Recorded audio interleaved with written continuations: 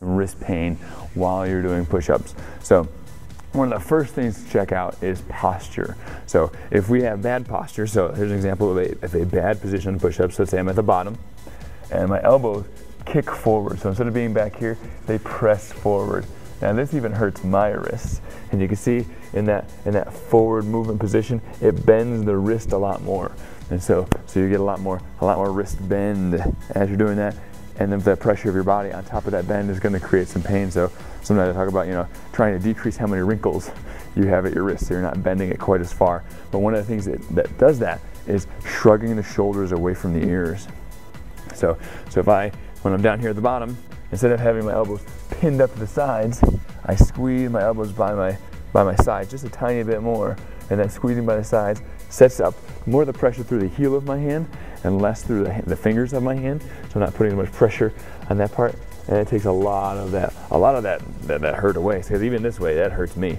So I squeeze in through there, and that helps. Now, if you still have wrist pain through that, sometimes I've used dumbbells. So some people may have a wrist injury, or they have such tight wrists that you're never really going to get that to bend back. You can do some wrist stretches to help loosen up the wrist there, and sometimes that can be appropriate.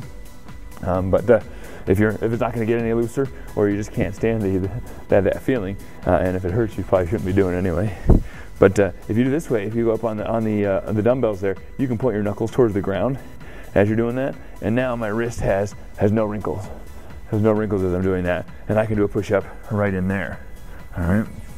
So that one can take some pressure off. I've even done it as simple as, even if you don't have dumbbells, I've even used weight plates, and it seems ridiculous that this would even work. But if I put my hand on this weight plate, just the fact that instead of my fingers being pulled back like this and being flattened, the fact that they can drop down just about an inch, 1 inch difference, can oftentimes take some pressure off of these tendons that are running around, and now the wrist has less pain in it.